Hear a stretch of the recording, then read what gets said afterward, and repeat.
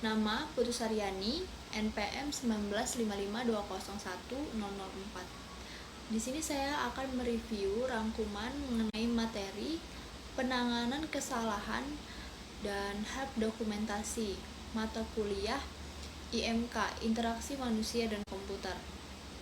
Yang pertama yang akan saya bahas di sini yaitu mengenai penanganan kesalahan.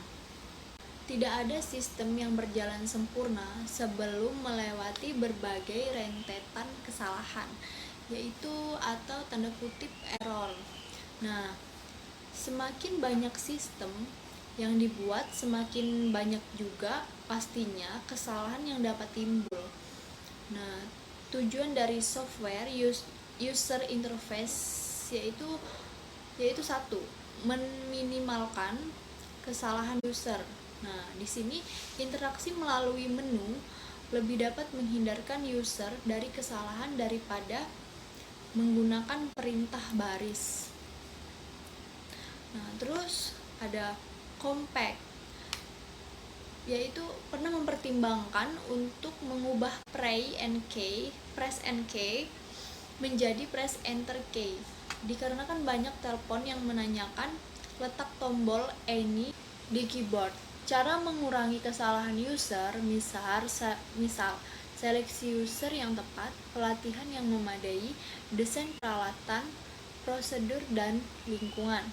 Menyediakan kemudahan recovery dari kesalahan. Tipe dari kesalahan user adalah perceptual error, cognitive error, motorik error. Petunjuk pencegahan dan perbaikan kesalahan yaitu pertama, validasi masukan. Misalnya, jika pengguna harus memasukkan bilangan positif sementara ia memasukkan data negatif atau 0, maka harus ada mekanisme untuk mengulangi pemasukan data tersebut. Nah, lalu proteksi pengguna. Program memberi peringatan ketika pengguna melakukan suatu tindakan secara tidak sengaja, misalkan penghapusan data atau penghapusan berkas. Pemulihan dan kesalahan. Tersedianya mekanisme untuk membatalkan tindakan yang baru saja dilakukan dengan menyediakan fungsi undo. Kemudian, penampilan pesan salah yang tepat dan sesuai dengan kesalahan yang terjadi pada waktu itu. Kenali jenis bug. Bug yang timbul pada sebuah aplikasi memiliki karakteristik. Lalu mengembalikan kursor ke area kesalahan, memungkinkan untuk melakukan perbaikan. Selanjutnya, memungkinkan pertimbangan ulang aksi-aksi yang dilakukan oleh user, misalnya memindahkan file dan recycle bin. Help dan dokumentasi. Rancangan sistem yang baik adalah rancangan di mana pengguna dapat langsung menggunakan sistem dengan mudah tanpa pelatihan dan program bantuan sama sekali. Nah, sistem dukungan pengguna dapat berupa sistem bantuan, help, dan dokumentasi. Perbedaan sistem bantuan dan dokumentasi adalah bahwa sistem bantuan berorientasi terhadap masalah khusus, sedangkan dokumentasi berorientasi kepada sistem dan sifatnya itu umum.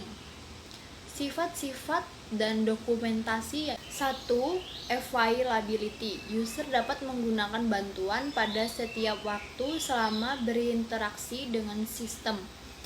Jadi user tidak perlu keluar dari aplikasi selama bekerja untuk membuka aplikasi bantuan. Kedua, accuracy dan komplit, yaitu bantuan ini seharusnya tersedia secara lengkap dan akurat. Ketiga, konsistensi. Konsisten pada sistem yang ada antara jenis online dan jenis tercetak.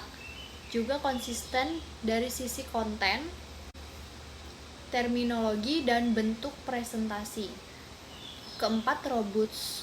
Biasanya digunakan oleh orang yang sedang dalam kesulitan karena sistem mempunyai perilaku yang tidak diharapkan atau mempunyai kesalahan. 5. Flexibility. Flexibility membantu setiap user berinteraksi sesuai dengan keinginannya. 6. Brusiveness seharusnya tidak mencegah user dalam melanjutkan pekerjaannya. atau terpengaruh dengan aplikasi user. Nah, untuk menghindari ini digunakan presentasi pada layar yang terpisah. Apa saja sih jenis help dan dokumentasi? Jenis help dan dokumentasi dibedakan menjadi dua bagian, yaitu satu paper based atau tercetak. Lalu ada kedua computer based. Jenis-jenis computer based yaitu comment assistance, comment prompts, context sensitive help, online tutorial, online documentation, dan intelligent help system. Merancang help dan dokumentasi. Hal-hal yang perlu diperhatikan dalam merancang help dan dokumentasi yaitu pertama, perancangan seharusnya tidak seperti add-on pada sistem. Secara ideal seharusnya merupakan bagian integral dalam sistem. Kedua, perancangan harus memperhatikan isi dari bantuan dan konteks sebelum teknologi tersedia. Isu presentasi dalam help dan dokumentasi yaitu bagaimana help dan dokumentasi dipanggil.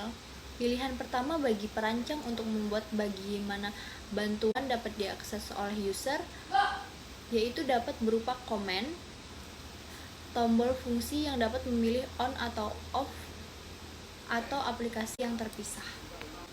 Bagaimana help dan dokumentasi ditampilkan? Dalam sistem window akan ditampilkan dalam window yang baru. Dalam sistem lain mungkin dalam layar yang penuh atau bagian dari layar. Alternatif lain dapat berbentuk pop-up box atau tingkat komen line. Bagaimana help dan dokumentasi memiliki keefektifan?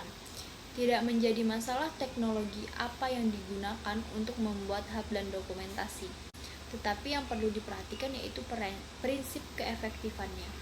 Nah, masalah yang ada dalam implementasi yaitu para perancang harus membuat keputusan